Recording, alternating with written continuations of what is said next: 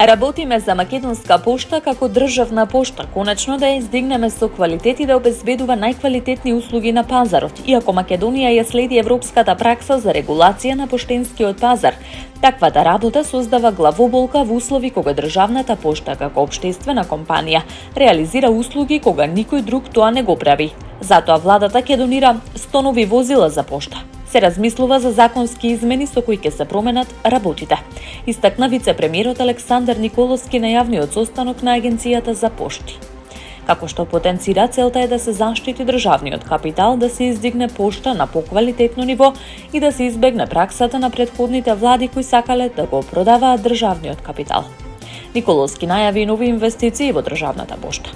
Последниот месец дена пошта ќе добие како донација од владата 100 возила, од кои 90 се помали комби возила и 10 поголеми возила. Исто така работиме на една програма за помош во делот на софтвер, сортирки за работа и просторни услови како би ги довеле до ситуација да даваат најдобри услуги на пазарот. Во таа насока соработката со агенцијата има клучна улога, рече Николовски. Истакна дека трговијата ќе зема се поголем замав како тренд за кој приватните пошти треба да се борат на пазарот. Во моментот на домашниот пазар работат 29 правни лица, од кои 28 приватни пошти и АД Пошта на Македонија, како државна компанија со индивидуална дозвола за обезбедување на универзална услуга. Зголемен е процентот на отчитување на броилата на 95% на 3-месечно ниво. Таргетирани се 10.000 потрошувачи кои во последните 2 години имале приговори или поплаки во врска со фактури и со нив е почната етапна телефонска комуникација. Ова се дел од сетот на активни мерки, што по налог на Регулаторната комисија за енергетика, водни услуги и услуги за управување со комунален отпад ги презеде операторот на електродистрибутивниот систем Електродистрибуција до Ел Скопје. Во пресред на зимските месеци на иницијатива на регулаторна се одржа координативен состанок со електродистрибуција, каде првите луѓе на компанијата реферираа за преземените мерки со цел подобрување на услугата и воспоставување на двонасочна комуникација со потрошувачот, се со цел јакнење на довербата, транспарентноста и отчетноста.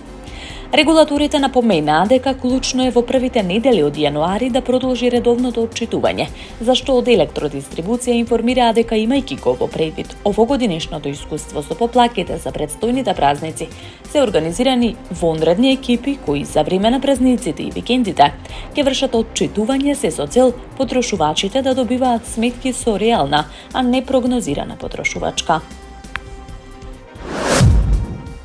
Климатската активистка Грета Тунберг е уапсена во центарот на Лондон за време на демонстрации во поддршка на штрајкувачите со глад од палестинската акција.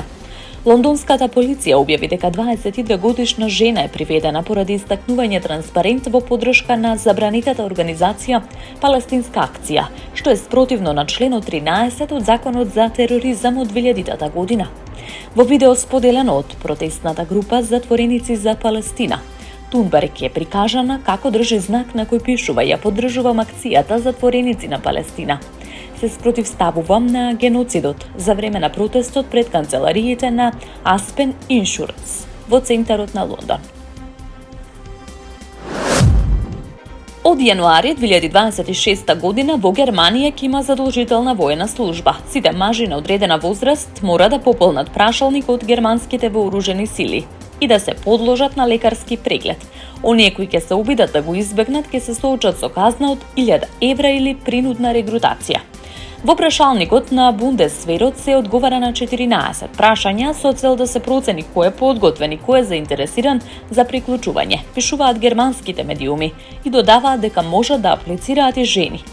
Министерството за одбрана потврди за весникот дека секој што не одговара или одговара неточно и покрај повторените барања се соочува со казна според Законот за административни прекршоци, која може да биде до 1000 евра, во зависност од сериозноста на прекршокот. Од јули 2027 година испитот ќе биде задолжителен за сите мажи. Секој што нема да се појави на лекарскиот преглед ќе се соочи со последици. Планирано е првите прашалници да бидат испратени кон средината на јануари, како што е наведено писмата ќе бидат испраќани еднаш неделно. Министерството за одбрана очекува Бундесверот секој месец да контактира околу 54.000 млади лица. Министерот за одбрана изјави дека целта е да се модернизираат вооружените сили со нов систем за регрутирање, Верува дека на овој начин Бундесверот ќе порасне од сегашните 183.000 на 270.000 војници до 2035 година.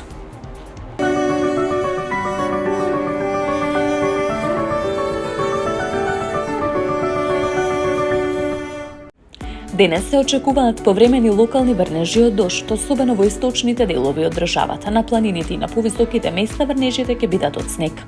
Попладне врнежите ќе престанат насекаде, ќе дува слаб до умерен ветер од северен правец, соопшти управата за хидрометеоролошки работи. Минималните температури во текот на денешниот ден ќе се движат во интервалот -1 до 6 степени Целзиусови, додека максималните ќе достигнат од 3 до 9 степени. Во Скопје минималната температура ќе се спушти до 3 степени, максималната ќе достигне до 6 степени. Според прогнозата на управата за хидрометеоролошки работи, од петок следува стабилизирање на временските услови.